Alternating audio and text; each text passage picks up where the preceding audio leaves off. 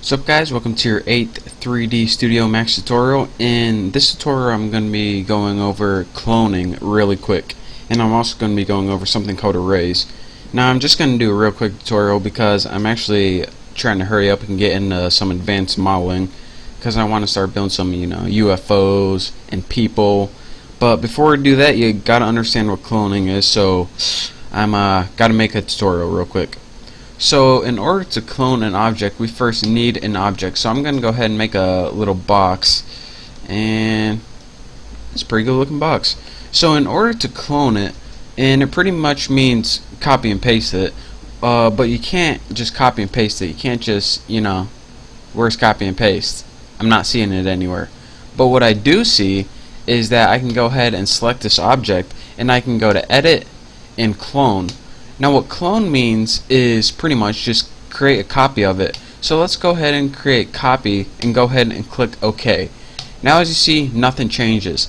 And that's because what 3D Studio Max does is they put the copy on top of the other copy. Why? I don't know. But it's there. If you move one around, you can see that it's actually there. And another way that you can copy this is go ahead and select it, hold down the Shift key, and do any transformation like move, and then just let the Shift key go and your mouse button go, and now your clone options button pops up. And this brings me to another thing. What we have here is copy, instance, and reference. What copy means is it makes an entirely different copy that you can do anything to, and it doesn't affect the thing that you copied it from. An instance, if we select this as an instance, let me show you what happens. It becomes an instance of this object. So if we go ahead and change this object right here, let's go ahead and modify one of the properties, you can see that they both change, because even though they're two different copies, so to say, they're each instances of the other. So whenever you change one, they both change.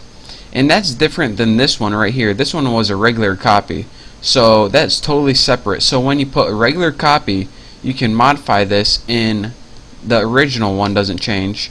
But whenever you have an instance and you modify it, they both change. So remember, an instance is pretty much the same thing in two different locations, and a copy is two totally different things. So with that being said, let's go ahead and delete all of these. Just select them, press delete, and let's go ahead and create another box. Let's create this skinny one and make it pretty tall like that, like a big old slit. So now I'm going to show you guys how to create an array. Now what an array is pretty much a bunch of duplications of an object. So instead of having to copy that and copy it and copy it, if we could just pick like a button and have it copy like 10 times, that would be awesome. So for example, let's say we're making like a wall with like spaces in it. I don't know. I really don't know. Or dominoes or something. Say we wanted to copy this a bunch of times. Well, copying it could get a little repetitive, so let's go up to a new tool, and that's Tools, and probably should select that first. Tools, select object, I'll get it eventually. Tools, Array, there we go.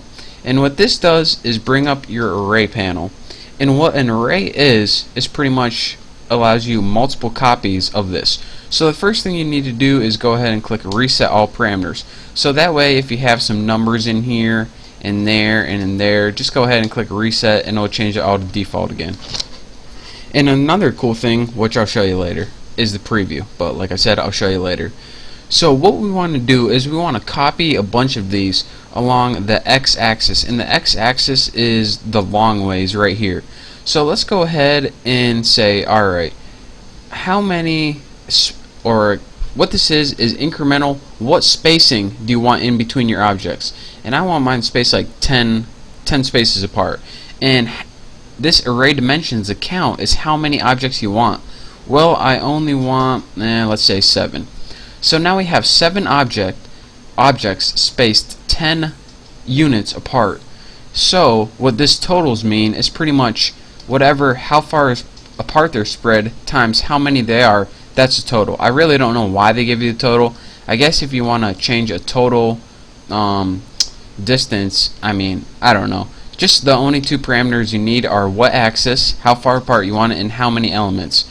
And another cool thing, like I said, I promised I'd tell you, you can preview this without having to, go in the, without having to set it firm and press OK. So I preview this and I see, alright, I got my 7 elements, but I need them spaced out a little more. So I'm going to go and raise this baby up like that, and look at that. Oh yeah, that's the effect I'm wanting.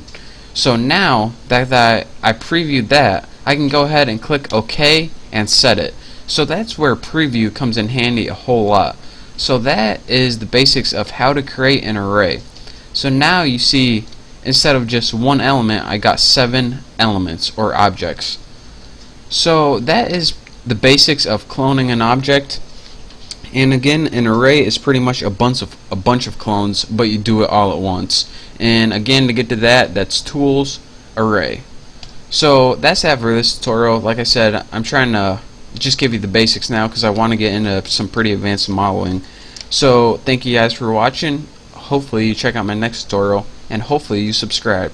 So again, thank you, and I'll see you next time.